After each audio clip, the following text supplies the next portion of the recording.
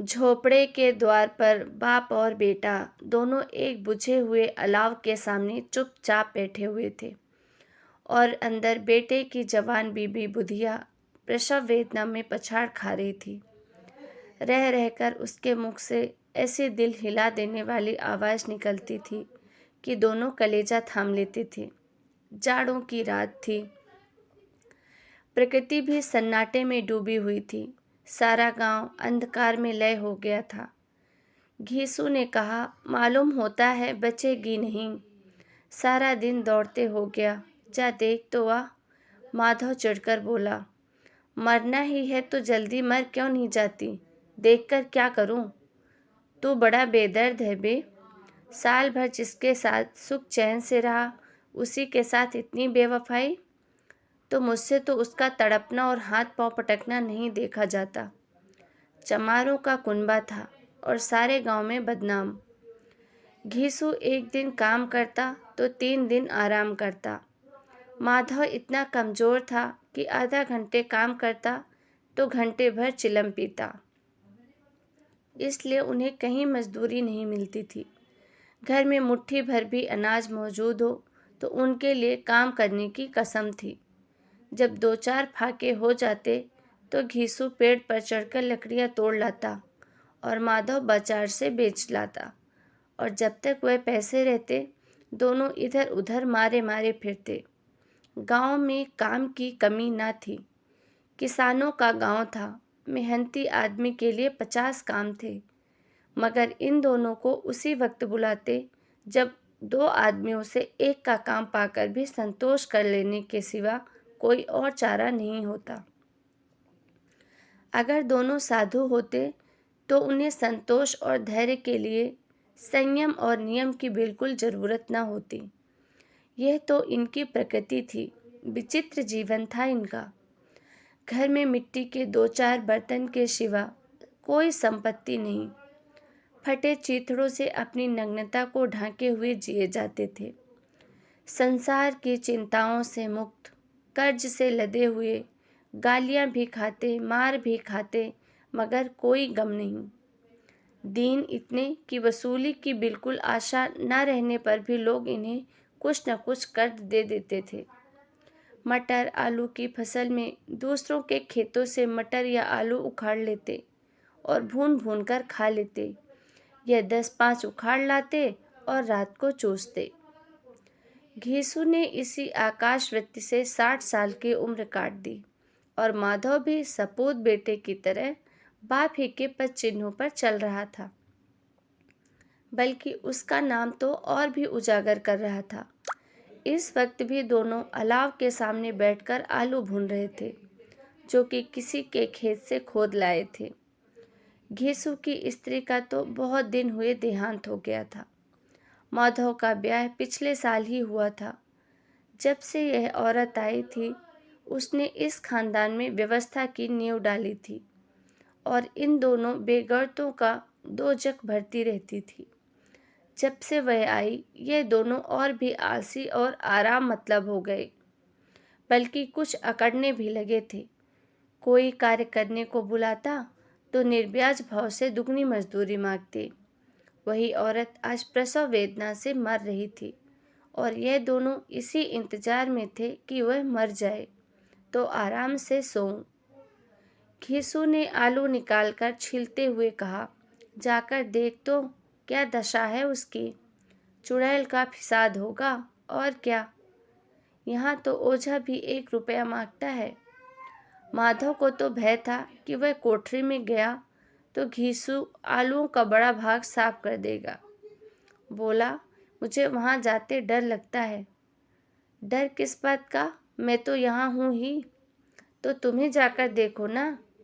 मेरी औरत जब मरी थी तो मैं 3 दिन तक उसके पास से हिला तक नहीं था। और फिर मुझसे लजाएगी कि नहीं? जिसका कभी मुंह नहीं देखा, आज उसका उगड़ा हुआ बदन देखूं?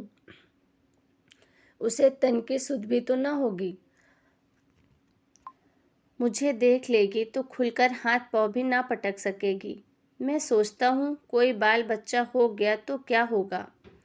सोंठ गुड़ तेल कुछ भी तो नहीं है घर में। सब कुछ आ जाएगा, भगवान दे तो। जो लोग अभी एक पैसा नहीं दे रहे हैं वो ही कल बुलाकर रुपए देंगे। मेरे 9 लड़के हुए, घर में कभी कुछ न था, मगर भगवान ने किसी न किसी तरह बेड़ा पार ही लगाया।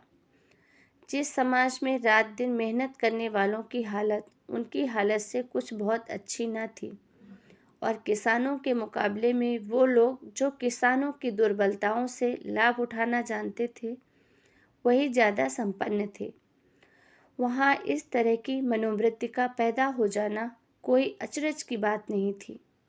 हम तो कहेंगे घीसू किसानों से कहीं ज़्यादा विचारवान था, और किसानों के विचार शून्य समूह में शामिल होने के बदले बैठकबाजों की कुत्सित मंडली में जा मिला था। हाँ, उसमें यह शक्ति न थी कि बैठकबाजों के नियम और नीति का पालन करता। इसलिए जहाँ उसकी मंडली के लोग गांव के सरगना और मुखिया बने हुए थे, उस पर सारा गांव उंगली उठाता था।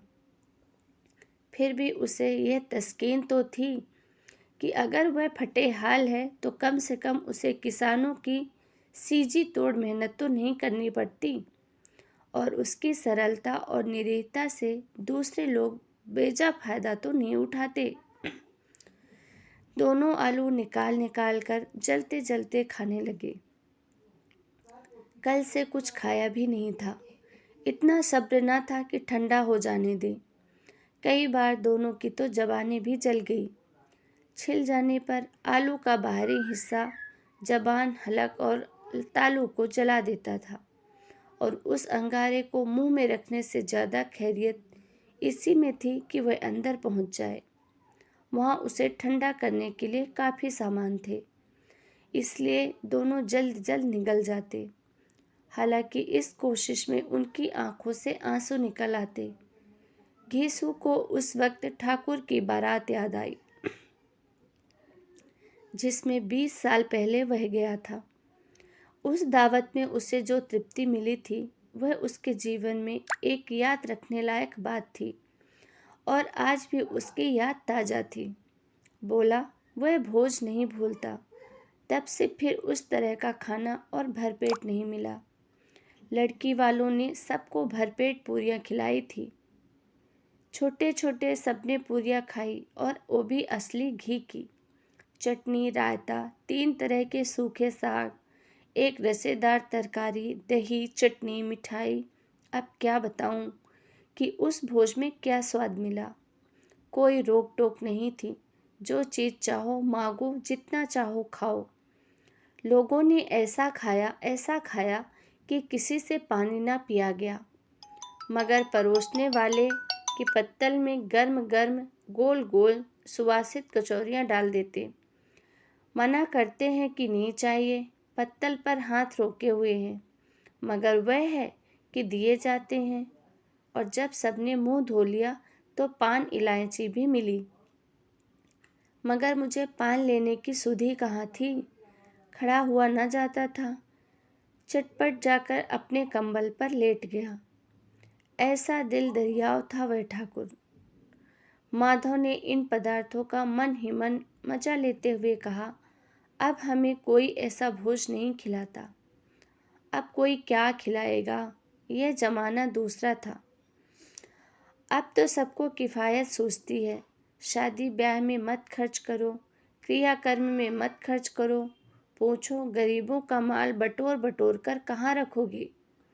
बटोरने में तो कमी नहीं है, हाँ खर्च करने में किफ़ायत सूझती है। तुमने एक 20 पूरियाँ खाई होंगी। 20 से ज़्यादा खाई थी, मैं 50 खा जाता। 50 से कम मैंने ना खाई होंगी। अच्छा पका था, तो मेरा आधा भी नहीं है। आलू खाकर दोनों ने पानी पिया, और वहीं अलाव के सामने अपनी धोतियाँ ओढ़कर पाँव पेट में डाले सो रहे, जैसे 2 बड़े बड़े अजगर गेडुलिया मारे पड़े हों, और बुधिया अभी तक करा ही रही थी।